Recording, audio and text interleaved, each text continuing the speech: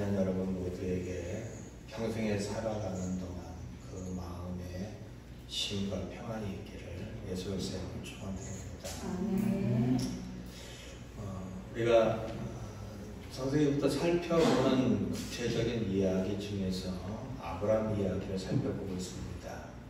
아브라함 이야기는 참으로 중요한 이야기고, 아브라함은 이스라엘 민족의 조상의 얘기가 아니라 아브라함 이야기가 곧 내 이야기요, 그리고 아브라함 이야기가 하나님께서 나를 부르셔서 무엇을 하려는지를 명확하게 드러내고 있는 사건이다라고 보면 되겠습니다. 오늘 우리가 읽은 이 본문 17장 이전에는 16장에 가보면은 먼저 살펴봤던 것처럼 아브라함이 이스마엘을 낳게 됩니다. 하나님의 뜻하심과 전혀 상관없이 이스마엘을 낳는데 그때 나이가 몇 세냐라고 했을 때 16장 끝에 부분은 이렇게 합니다. 86세였다라는 겁니다. 그리고 17장 1절은 99세 때 하나님께서 나타난 사건으로 이렇게 등장하고 있습니다. 몇 년이 지난 거죠? 13년이라는 시간이 지났습니다. 16장과 17장 사이에서는 하나님이 침묵하시는 시간이 지나갑니다. 하나님의 뜻을 저버리고 인간적인 방법으로 이스마엘을 낳아버린 그에게 나타나서 하나님이 하신 말씀 뭐라고 하시냐면은 나는 전능한 하나님이다 라고 얘기합니다. 전능하다는 뜻이 무슨 얘기죠? 할 수 있다라는 겁니다. 아브라함은 왜 이스마엘 낳습니까? 이제 자신들이 갖고 있는 환경 속에서 그게 최선이다라고 생각했습니다. 하나님이 자식을 약속했는데 자식을 주지 않는 거예요. 시간은 점점점 흘러갑니다. 나이는 먹어갑니다. 자식을 낳을 수 없는 상황이 되어집니다. 그때 그들은 하나님의 뜻과는 무관하게 이스마엘을 낳아버렸습니다. 하나님을 믿지 못하는 겁니다. 그때 하나님께서 하시는 말씀, 나타나서 13년간의 침묵을 깨고 나타나서 하시는 말씀, 나는 할 수 있어. 나는 할 수 있어. 내가 너에게 자식을 주고 땅을 주고 너를 복의 근원을 삼겠다는 거 나는 할 수 있어. 네 눈에는 그게 안 돼 보일 것 같고 그리고 불가능해 보이지만은 나는 전능한 존재야 라고 하면서 하나님은 그 다음에 뭐라고 얘기하냐면 이렇게 합니다. 너는 내 앞에서 행하여 완전하라 라는 겁니다. 무슨 얘기냐면은 꾸짖는 거예요. 이제는 네가 나를 믿을 만하지 않겠느냐? 이제는 네가 나를 신뢰하지 않겠냐? 라는 것에 대한 꾸짖음입니다. 좀 똑바로 좀 살아라 라는 것이 하나님의 꾸짖음입니다. 우리 아이들 5명이 자라가는 과정 속에서 제가 어렸을 때 다 목욕시켜주고 뭐 다 했습니다. 뭐 집사람도 많이 했지만 저도 우리 아이들 목욕시켜주고 뭐 기저귀 갈아주고 아기 때는 정말 많이 했습니다. 그리고 애들을 이렇게 보면은 뭐 자기의 상당히 이기적이죠, 애들이요. 뭐 부모 걱정 안 합니다. 배고프면 지 울고요. 부모가 아프든 뭐든 상관없고요. 그 자기 불편하면 또 울고요. 여러 가지 상황들에 대해서 자기 이야기만 해냅니다. 근데 부모나 누군가가 이 코딱지만한 놈이 왜 울고 있어? 라고 하는 어른이나 부모는 아무도 없습니다. 왜요? 아기니까. 아기는 혼나지 않아요. 아기는 그냥 똥을 싸든 아니면 울든 아니면 어떠한 일을 하든 간에 그 자체를 그냥 인정해주고 그리고 받아들이고 수용을 합니다. 근데 우리 동주가 이제 지금 나이에 똥을 쌌다. 죽는 거예요. 그럼 죽는 거예요. 왜? 이놈의 새끼 나이가 몇 살인데 하면서 이렇게 죽는 거예요. 그거는 반쯤 죽여서라도 고쳐야 되는 거예요. 무슨 얘기냐면 이제는 네가 그런 것을 가려낼 실력이 되지 않느냐? 이제는 네가 그런 것을 구별할 수 있는 그런 나이가 되지 않았느냐?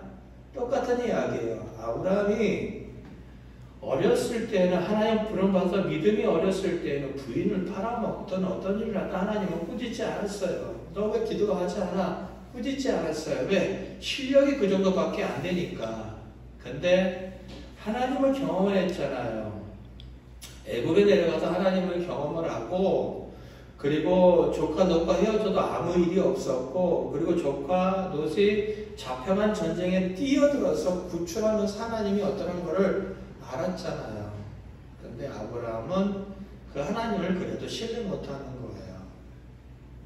그러니까 이제 혼나는 거야. 나 할 수 있어. 나 전능한 하나님이야. 전능한 존재야. 이제는 좀 믿어라. 라는 첫 번째 꾸짖음이 99세가 되어서 그렇게 아브라함에게 나타나고 있다는 겁니다. 우리가 교회에 와서 신앙생활하는 사람이 얼마 되지 않은 사람에게 정말로 완전한 신앙생활을 요구하는 거, 그거는 불가능한 일이에요. 사람은 그렇게 일상에 있는 것처럼 쉽게 변하고 쉽게 자기가 갖고 있는 것들을 내려놓고 그런 존재들이 아니에요. 그러면 이제 하나님이 아브라함을 불렀고 하나님이 약속하신 것을 지켜나가야 되잖아요. 근데 아브라함은 그거를 지키고 싶은 의도나 그것을 이루고자 하는 것에 대한 동의가 아직까지 이루어지지 않는 겁니다. 그때 하나님은 그럼에도 불구하고 아브라함을 향하여서 하나님이 약속하셨던 것을 이루기 위해서 오늘 본문을 보면은 두 가지 조치를 취합니다. 하나는 이름을 바꾸는 겁니다. 이름을 바꾸는 거예요. 첫 번째, 그가 원래 이름은 아브람입니다. 아브람이 무슨 뜻이냐면은 존귀한 아버지라는 겁니다. 근데 하나님께서 이렇게 하는 거야. 야, 너 이제 이름 바꿔. 뭐라고 바꾸죠? 우리가 잘 알고 있는 아브라함입니다. 아브라함이란 뜻이 뭐냐면은 여러 민족의 아버지, 열국의 아버지, 많은 자식들의 아버지, 그런 얘기예요. 그럼 한번 불러보세요.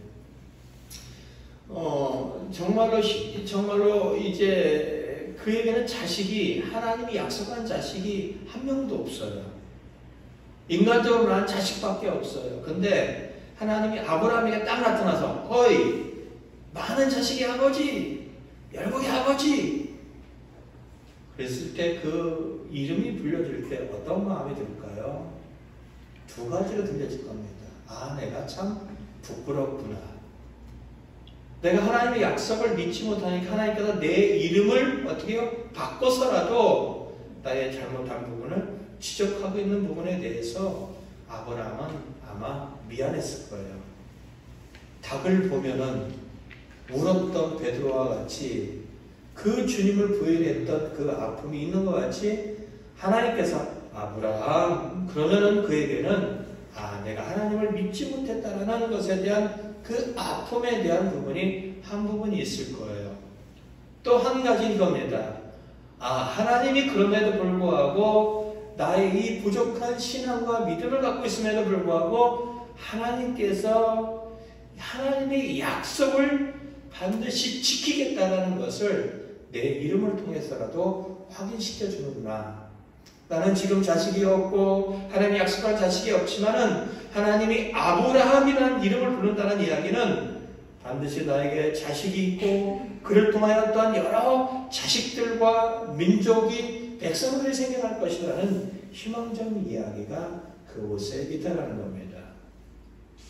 아브라함의 이름뿐만 아니라 누구의 이름도 바꿉니까? 그의 부인 사례를 사라라고도 바꾼다라는 겁니다. 사라의 뜻은 나의 공주라는 뜻입니다. 나의 어여쁜 공주, 한 개인에게 들려지는 이름이 있겠지만은 그러나 그 이름이 바꿉니다. 어떻게 해요? 사라. 어떻게 해요? 똑같습니다. 여러 민족의 어머니, 열국의 어머니라는 겁니다. 결국 하나님은 그들의 이름을 바꿔줘서 아브라함과 사라를 통하여서 하나님께서 약속하신 자녀를 이루어 내겠다라는 강력한 의지를 그렇게 해내고 있습니다. 또 한 가지가 있습니다. 뭐냐? 할례입니다. 할례는 뜻이 뭐냐면은 여러분이 주보에 나와 있는 것처럼 자르다, 베어내다라는 뜻입니다. 자르고 베어내는데 뭐를 잘라내냐면은 남자의 생식기의 끝부분에 덮고 있는 피부를 잘라냅니다.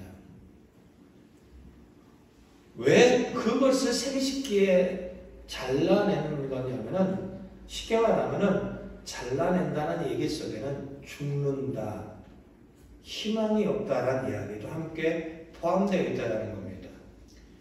결국 그들의 생식기에 표피를 잘라냄으로 말미암아 너희들에게 앞으로 주어지는 이 자식들이 너희들에 의해서 태어나는 것이 아니라 전적으로 하나님에 의해서 태어난다, 하나님에 의해서 출생한다라는 것을 그 속에 정말로 강력하게 의도하고 있다는 겁니다.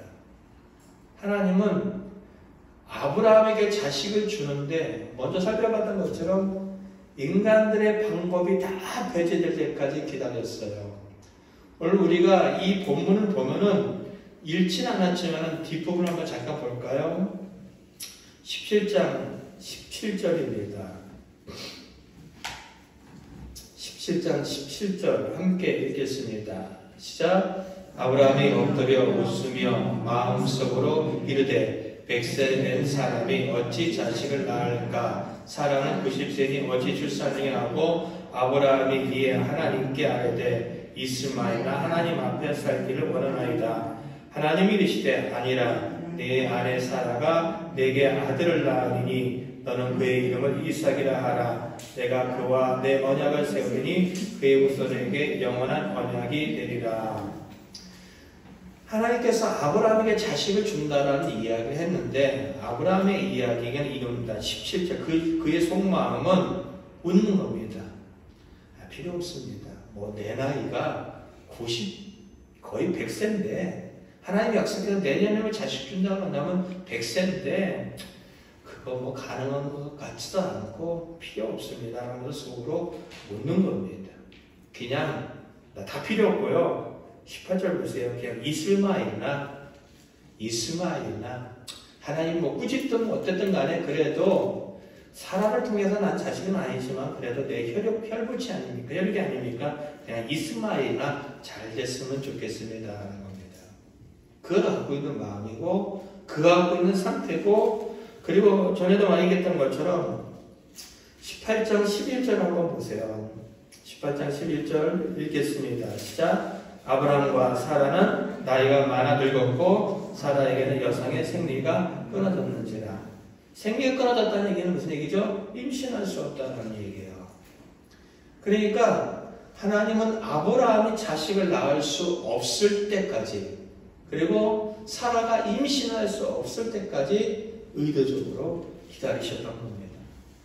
그래서 그들에게 있어서 이제 생식기에 표피를 대고 할례를 행하라는 것을 통하여 하나님이 의도하시는 것은 그겁니다.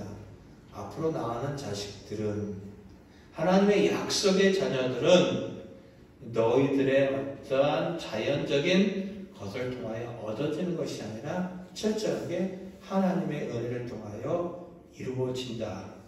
태어난다는 것을 하나님은 명확하게 해결하셨다는 겁니다. 얘기를 하셨다는 겁니다. 그리고 또 한 가지 똑같은 이야기입니다. 그들의 생식기에 그러한 할례를 행함으로 말미암아 그들의 어떤 부끄러움도 또 한번 돌아보게 하셨다는 겁니다. 근데 할례가 갖고 있는 궁극적인 거, 가장 중요한 핵심 뭘까요? 할례를 해서 하나님이 의도하셨던 거 뭘까요? 바로 언약의 표시라는 겁니다. 눈을 떴으면 좋겠습니다. 여러분들이 이 아브라함 이야기를 놓쳐버리면 맨날 헛다리 짚는 신앙생활을 하고 갑니다. 관심을 가져봤으면 좋겠습니다. 드라마는 스토리가 단단하고 연기력이 뒷받침되어지고 그러면 충분히 드라마로서의 가치가 있습니다. 운동장에 가서는 열심히 뛰어놀면 정말로 됩니다. 그리고 박사는 자기 전문 분야에서 그 이야기를 해내면 됩니다. 교회에 와서 여러분들이 무엇을 얻어야 될까요? 교회는 하나님 말씀 들어오는 겁니다. 교회가 하나님 말씀하는 게 자연스러운 거고 당연한 건데 여러분들이 좀 눈 떴으면 좋겠습니다. 누구는 예배당에 와서 얘기하지 않겠는데 열심히 핸드폰 하다가 예배 시간만 되면 눈을 깜빡깜빡거립니다. 누구라고 얘기 안 하겠습니다. 제발 돈 좀 떠라. 예전 같았으면 죽었어요. 집에 가서 죽었어요. 내가 인격적이 된 거는 니들을 감사해야 돼. 자, 보겠습니다. 창세기 17장 11절입니다. 창세기 17장 11절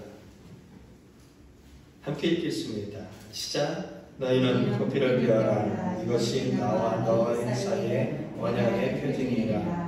할례가 갖고 있는 것이 가장 중요한 거 어떻게 해요? 너는 나하고 약속을 맺은 것에 대한 언약의 표야. 약속의 표라는 겁니다. 내가 너에게 자식을 줄 것이다. 내가 너에게 땅을 줄 것이다. 내가 너를 복의 통로로 삼을 것이다 라는 것을 나는 이루어 줄 거야. 그거에 대한 표시가 바로 뭐라고요? 할례라는 거예요. 하나님은 하나님의 약속을 이루기 위해서 아까도 했던 것처럼 하나님 필요 없어요. 이스마엘이나 그냥 잘 먹고 잘 살게 해주세요. 무슨 얘기죠? 아브라함은 하나님이 어떠한 일을 진행하는 것에 대한 관심이 없어요. 하나님이 약속을 이루는 것에 대한 관심이 없어요. 하나님의 하나님 나라를 이루는 것에 대한 관심이 없어요. 그저 현실 속에서 내 자식만 그냥 도와주면 됩니다라는 거예요. 근데 하나님은 그게 아니에요. 아니야. 나는 너에게 이야기한 거, 약속한 거, 너에게 자식을 주고 땅을 주고 세상의 복의 통로가 되게 하는 이 모든 것을 나는 반드시 이룰 거야. 내가 이 한 약속을 너는 기억해 해서 이름을 바꿔주고 그의 몸에 약속의 표시 할례를 하겠다라는 겁니다. 할례를 하겠다는 겁니다. 근데 이 할례를 받는 대상을 우리는 살펴볼 필요가 있어요. 누구에게 했냐? 아브라함 너만 해. 네 자식만 해. 이게 아니라 그 할례를 받는 사람들은 여러 분야에 있는 다양한 사람들입니다. 17장 5절 보겠습니다. 창세기 17장